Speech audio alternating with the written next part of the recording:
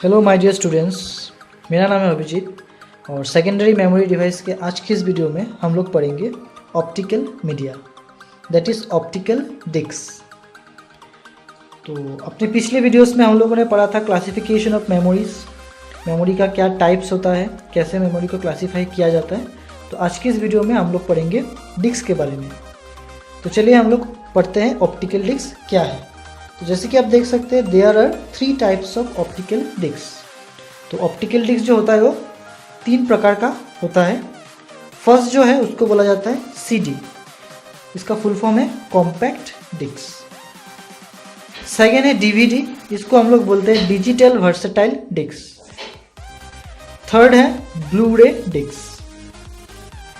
तो चलिए एक एक करके हम लोग सबका जो फीचर्स है, फीचर्स हम लोग जानते हैं। जैसे कि आप देख सकते हैं फर्स्ट सीडी, इसको बोला जाता है कॉम्पैक्ट डिस्क और इसका जो मैक्सिमम मेमोरी कैपेसिटी होता है वो होता है 700 MB।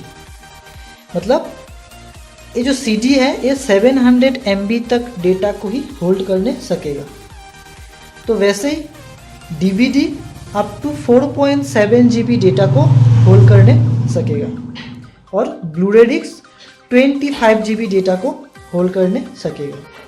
लेकिन ये जो 25 GB है इसका जो कैपेसिटी हो, कैपेसिटी मतलब और भी बढ़ रहा है, जितना टाइम जा रहा है इसका कैपेसिटी बढ़ रहा है। तो अभी का टाइम में हम लोग बोल सकते हैं कि 25 GB। तो ये हो गया इसका मैक्सिमम कैपेसिटी। तो अभी हम लोग पढ़ेंगे कि सीडी एक्चुअली में होता क्या है। CD is nothing but a plastic disc. Plastic का एक डिस्क होता है, कुछ नहीं होता है। जैसे कि आप देख सकते हैं यहाँ में मैंने एक डिस्क रखा है, ये प्लास्टिक का एक डिस्क है, ये ट्रांसपेरेंट है, आप देख सकते हैं ये जो डिस्क है ट्रांसपेरेंट है। और ये क्या है, एक सीडी है, नथिंग एल्स। इसमें क्या होता है, एक कोटिंग होता है, एक पॉलीमर का कोटिंग होता है और उस कोटिंग में डेटा को राइट किया जाता है। This is the disc, this is the compact disc, this is the DVD और this is the Blu ray disc. तो जैसे कि आप लोगों को पता है सीडी, डीवीडी और ब्लू रे डिस्क जो होता है इसका फिजिकल साइज जो होता है सेम होता है। जैसे कि आप देख सकते हैं मेरे हाथ में एक डिस्क है, तो ये जो साइज है सेम साइज का सीडी भी होता है, डीवीडी भी होता है और ब्लू रे डिस्क भी होता है। लेकिन इसका जो कैपेसिटी है, मेमोरी कैपेसिटी में क्या होता है, अलग अलग होता है। तो जैसे कि मान लीजिए अगर हम लोग पकड़ लेंगे कि एक सीडी का मेमोरी कैपेसिटी आप देख सकते हैं, एक सीडी है, CDR लिखा हुआ, इसका मेमोरी कैपेसिटी है 700 MB। तो वैसे ही एक डीवीडी अगर हम लोग बोलेंगे तो डीवीडी का मेमोरी कैपेसिटी होता है 4.7 GB। और ये जो ब्लू रे डिस्क है, ये ब्लू रे डिस्क का कोई भी सैंपल अभी मेरे पास में अवेलेबल नहीं है। तो इसका जो मेमोरी कैपेसिटी होता है वो 25 GB होता है, लेकिन इसका ऊपर में भी होता है। लेकिन ब्लू रे डिस्क जो होता है उतना यूज़ में नहीं होता है क्योंकि इसका जो कॉस्टिंग है, कॉस्टिंग बहुत ही हाई होता है। तो चलिए अभी जान लेते हैं कि इसको ब्लू रे डिस्क क्यों कहा जाता है। तो जैसे कि मैंने बोला है सीडी और डीवीडी, सीडी और डीवीडी दोनों में डिफरेंस आप देख सकते हैं। जो डीवीडी होता है थोड़ा ब्लैकिश में होता है, इसमें जो ब्लू कलर होता है थोड़ा ज़्यादा होता है और सीडी में थोड़ा कम होता है। तो इस सीडी और डीवीडी एक ऐसा टाइप का डिस्क है जिसको रीड करने के लिए लेज़र बीम या तो लेज़र लाइट का यूज़ किया जाता है। और जो लेज़र लाइट होता है उस लेज़र लाइट का कलर होता है रेड कलर।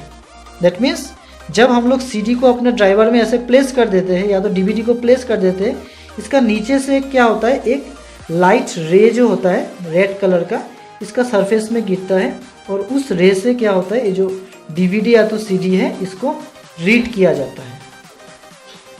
लेकिन ब्लू रे डिस्क में ऐसा नहीं है। ब्लू रे डिस्क में क्या होता है, जो लाइट होता है, जो लेज़र का कलर होता है वो ब्लू कलर का होता है। दैट मीन्स ब्लू कलर का लेज़र से इसको रीड किया जाता है। तो अभी बात है कि साइज तो सबका सेम है, जैसे कि मैंने पहले बोला था साइज सबका सेम है, सेम साइज का ही सब आता है। लेकिन इसका जो मेमोरी है, मेमोरी कैपेसिटी में क्यों वेरी करता है।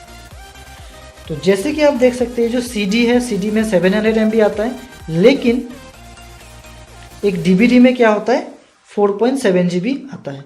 तो ऐसा क्यों होता है?